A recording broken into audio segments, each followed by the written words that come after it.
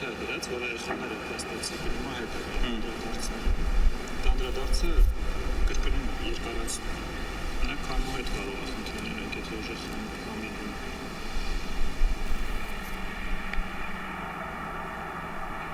Ինձ ավելի հետաքրքիր է ուսումնասիրելը եւ ես կուզեի ձայնը լսել այնպեսին, ինչպեսին ինքը կա։ Ինչ որ բան չի ստեղծվում հենց այնց։ Բան պետք է քանդվի, որ նոր ձևով կազմակերպվի։ Զգացի, երբ որ անում եմ այդ քաոսը, ոնց որ մտքումս այդ կարծես այդ քաոսը հետո շարունակվի։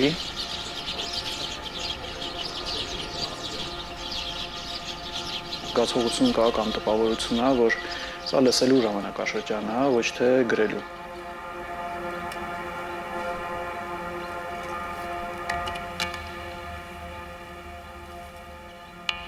Որտեղ է ավարտվում երաժշտությունը եւ սկսվում աղմուկը։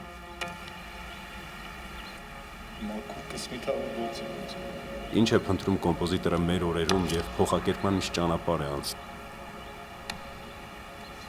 Այս հարցերի մասին ենք զրուցել կոմպոզիտոր Վարդան Հարությունյանի հետ ու ծանոթացել նրա որոնումների ընթացքին։ Վարդան, որն է երաժշտության, աղմուկի, ձայնի քո սահմանումը։ Դե երևի երաժշտությունը դա ի վերջո մարդաստեղծն է, այսինքն մարդը ռացիոնալիզացնում է։ Հիմա ինչքան էլ մենք խոսանք իրացիոնալ ինչ-որ բաների մասին, կապենք իրացիոնալ բաների հետ, մեկը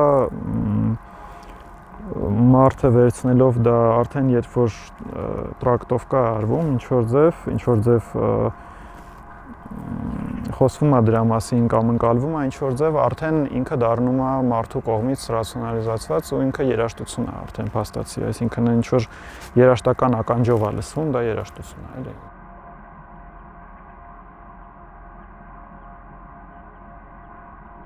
Ես Վարդան Հարությունյանն եմ, կոմպոզիտոր, սաունդ արտիստ,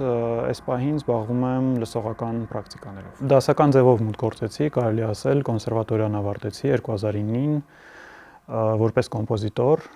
սովորեցի հիանալի վարպետ Վարդան Աճեմյանի մոտ, պրոֆեսոր Վարդան Աճեմյանի մոտ, իր դասարանում կոմպոզիցիայի դասեր առա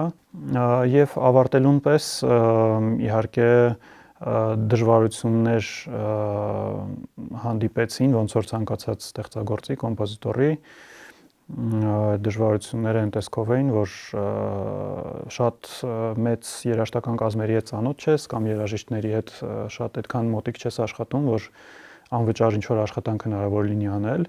եւ ֆինանսապես իհարկե այդ ժամանակ այդ հնարավորությունները չունեի, որպեսզի կատարումներ կազմակերպեին գործերի եւ փաստացի մնացի նրանով ինչ ունեի։ Ես ինքս ինձնով, իմ գործիքով, դրանից հետո կոմպոզիցիան արդեն տարավ դեպի ժամանակակից երաժշտություն, մոդեռն ու դրանից հետո էլեկտրոնայինը, որտեղ էլ ավելի բարդության հնարավորություն կա եւ տենց այդ բարդությունը ինչ որտեղ հասավ, որտեղ ես հասկացա, որ դա ուղղակի միտեղ չի տանում ինձ այս զգացողությունները, այսինքն բարդացման դեստրուկտիվ աստիճան։ Դե ինչ որ հա, էնտրոպիկ sense բնույթն է սկսում իր երևալ, որտեղ կարծես քեզ թվում է, որ եթե ինչ որ դեստրուկցիա կազմակերպես, դա ինչ որ նոր կոնստրուկտի կբերի ու հաճախ երևի տենց է լինում, ասում են, մի բան պետք է քանդվի, որ նոր ձևով կազմակերպվի, որ ստեղծագործությունը, այսինքն ինչ որ բան չի ստեղծվում հենց այնց, ինչ որ մի ուրիշ բան պետք է քանդվի, որ այս մեկը մյուսին հաջորդում է եւ այլն, բայց ես հասկացա, որ ինչ որ կոնկրետ սահմաններ է բավականին պետք դնել այդ հարցում, որովհետեւ եթե դու ուղղակի անվերջ մի ուղղությամբ փորձես մասնատել, դա կոնտեքստայինությունից հանում է, կարծես, էլի, տենց զգացողություն կա։ Վերաիմաստավորում կա իհարկե հին գաղափարների, որոնք կարող է կոնսերվատիվ էին թվում կամ ինչ որ թվում էր թե բավականաչափ հավես չի, հետաքրքիր չի կամ տենց բաներ կան, չէ, որ ջահել ես, հենց մտածում ես, այս cool չի կամ չգիտեմ, տիպ ավելի ուժեղ բաներ կա եւ այլն, բայց հետո հասկանում ես, որ ուղղակի չես հասցրել ուշադրություն դարձնել ու ժամանակ տրամադրել ինչ որ մի բանի։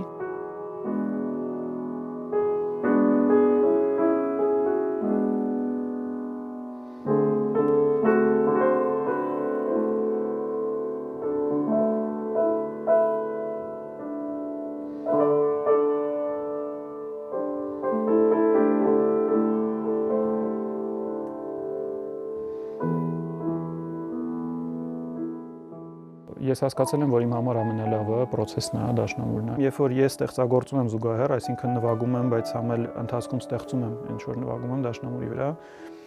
հիմնականում միտքս զբաղված է այդ ֆորմայով ու իմ համար դա սենց բան է, էլի բաղադրատոմսը կամ բանալին ինչ որ ես զգում եմ, որ այդտեղ է այդ ուղղակի զգայական մակարդակի վրա ես հասկանում եմ, որ այստեղ ինչ որ հնարավորություն կա, որ ասենք, չգիտեմ, մի ժամ նստելու փոխարեն ես կարամ գործիքի մոտ աշխատեմ, դա ստեղծի ինչ որ արդյունք ու միաժամանակ ես իմանամ, որ իմ միտքը այդ ժամանակ այդ կենտրոնացման ստադիաների մեջ է, ինչ որ առաջ կամ հետ մի քիչ, բայց ամեն դեպքում ընթացքում է ու դա լավ է, այսինքն դրական բան կա, առաջխաղացում կա։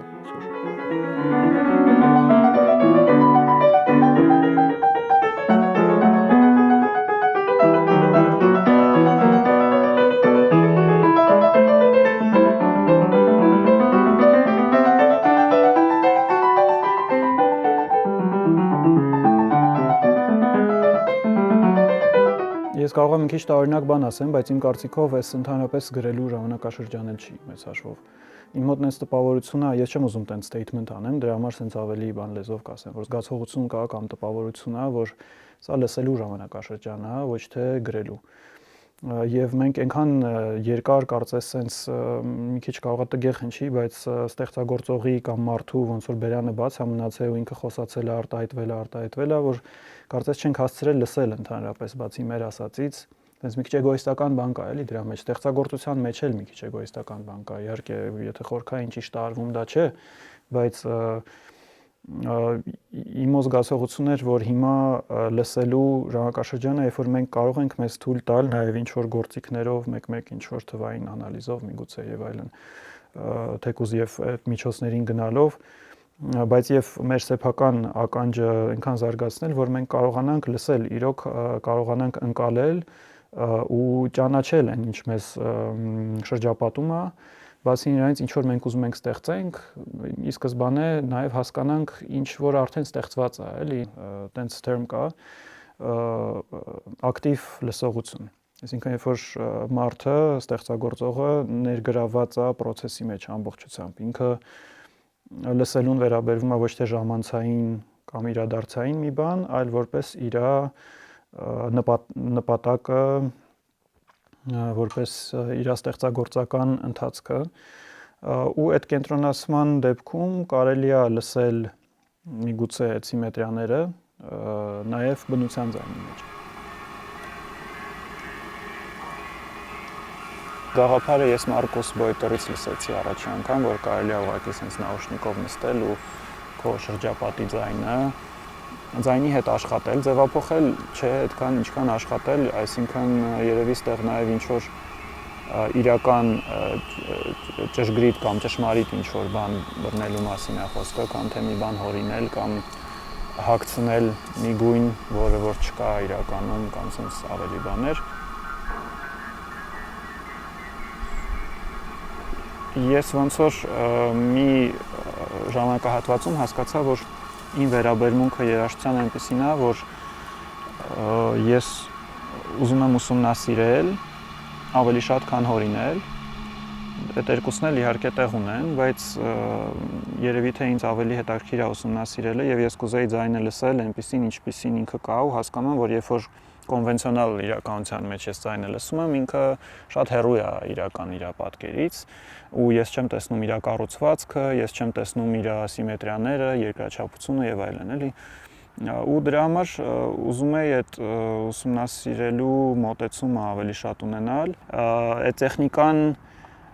կոմունիկացիայի համար է։ Այսինքն դու չես կարա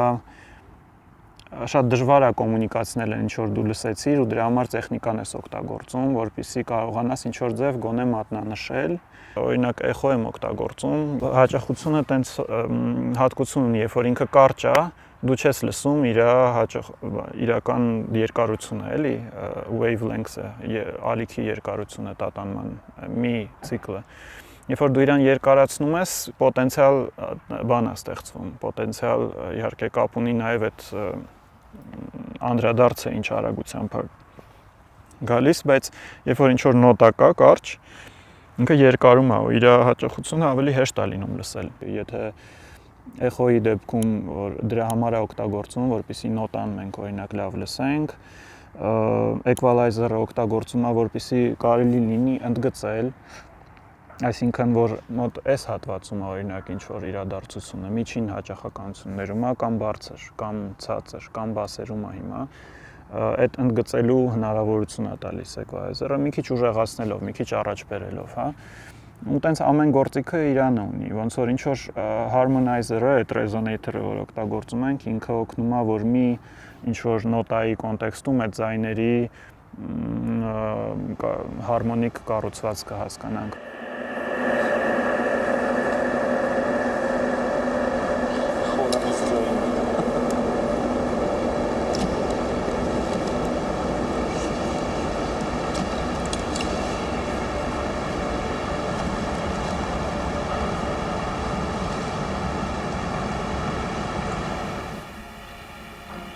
Առօրեական հարցերությունը, որպես մարդ, որպես որ ուզում ես առողջ լինես, որ ուզում ես, չգիտեմ, ընկալումներդ առողջ լինեն, հոգեբանորեն, մտավոր իմաստով ճիշտ դրսևորվես եւ այլն այդ հարցերը, էլի։ Դա երաժշտություն է, դա ինձ թվում է ես հարմոնիան ուսումնասիրելով կարող եմ ավելի լավ պատկերացնել թե ոնց կարող է հարմոնիկ լինել ցանկացած մի բան, ոչ միայն երաժշտությունը։